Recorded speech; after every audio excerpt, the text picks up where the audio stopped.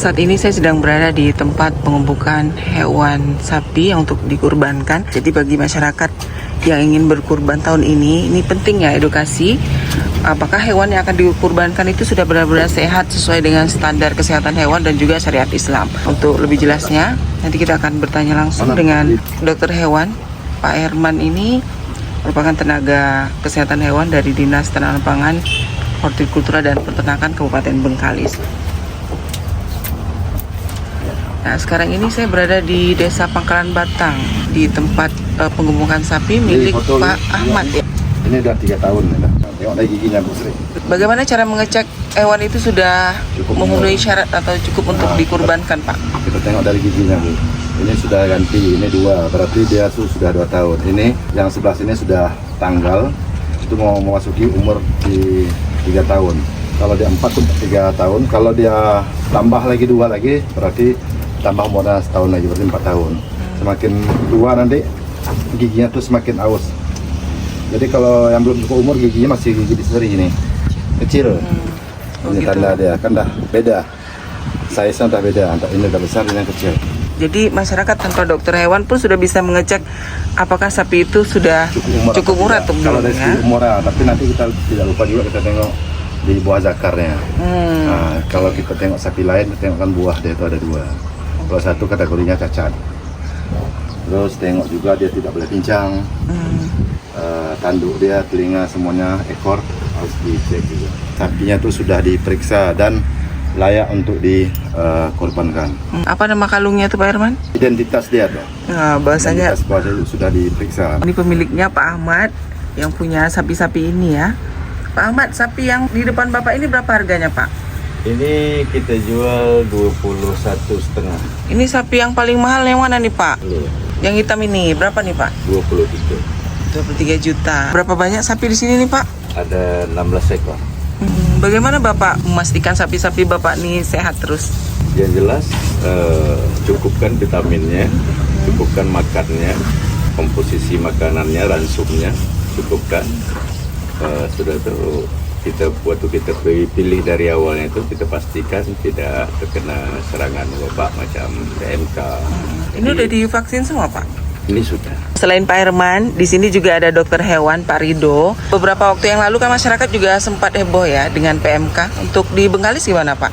Untuk sejauh ini di Kecamatan Bengkalis, khususnya Pulau Kecamatan Bengkalis dari Kecamatan Batu, dan alhamdulillah sampai saat ini kita belum menemukan kasus PMK yang baru ya. Karena itu awal tahun kemarin kita udah melakukan vaksinasi juga untuk 2 kecamatan ini. Sejauh ini ternak kurban kita alhamdulillah aman dari PMK. Oke, jadi semua sapi-sapi udah divaksin ya, aman ya. Udah berapa banyak nih Pak hewan kurban yang udah diperiksa di Bengkalis nih? Kalau sejauh ini untuk Kecamatan Bengkalis 200 ekor udah diperiksa. Hari ini masih progres, target mungkin 600 ekor kita periksa di Kecamatan Bengkalis. Nah, Pak Rido ini kayak mana kalau misalnya tiba-tiba ada hewan sapi kurban yang datang dari luar daerah gitu? Ngeceknya kayak mana? Kita kan berada di pulau ya, Bu, ya, Pulau Bengkalis. Memang pintu masuk di Pulau Bengkalis itu lewat pelabuhan. Misalnya untuk sapi-sapi yang dari luar masuk ke daerah itu harus butuhkan surat keterangan kesehatan. Nanti boleh sapi masuk tentu dengan ada dokumennya. Kalau sapi itu masuk ada dokumennya bisa kita cek nanti, bisa dari itulah dasar kita menerima sapi tersebut untuk Yang ngeceknya siapa Pak? yang mengecek tentu petugas-petugasnya. Pertama kan kita dapat informasi dulu dari pelabuhan. Ada sapi yang masuk, itu biasanya ke pintu dari karantina. Nah, dari karantina nanti informasi ke kita, bisa kita periksa juga dokumennya. Terus sebetulnya kan kalau memang sudah diperiksa di daerah asal, itu untuk kebutuhan kurban mereka tentu sudah diperiksa ya di daerah asal. Itu dasar kita untuk masuk itu karena kita berada di pulau itu harus lewat karantina, itu dokumen itu. Kalau sudah lengkap di dokumen kita periksa secara fisik dan visualnya. Itu aja sejauh ini yang Di karantina juga dulu? Di karantina di kandang-kandang masing-masing. Kita akan melihat peternakan Pak Ujang, tepatnya di Desa Pangkalan Batang ya. Bagi warga masyarakat yang ingin memesan kambing ataupun sapi bisa langsung datang ke sini. Yuk kita lihat ke dalam. Nah, ini petugas dari Dinas Tanaman Pangan Hortikultura dan Peternakan Kabupaten Bengkalis sedang mendata hewan sapi yang akan dikurbankan. Ini tepatnya di rumahnya Pak Musliadi di Desa Pangkalan Batang. Nah, itu dia sapi-sapinya, kita akan lihat nanti. Selain di sini juga ada kandang sapi yang lain.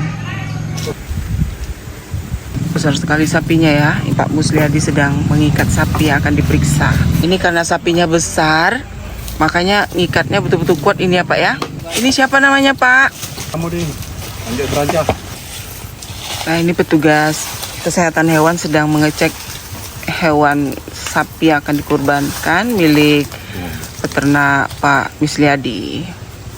Ini akan dikasih kalung ya. Setelah diperiksa tentunya ya baru dikasih itu. Ini Pak Herman sedang mengecek hewan sapi, salah satunya. Apa yang dicek nih Pak? Kita buah zakar dia. Itu kalau dari sini kita lihat itu satu buah zakarnya kelihatannya kan udah naik ke atas. Nah, di buah zakar dia harusnya itu ada gantung dan ada satu di sini, ada satu nih. Kalau yang posisi normal ya. Kita akan mengecek dari depannya, dari gigi Juga.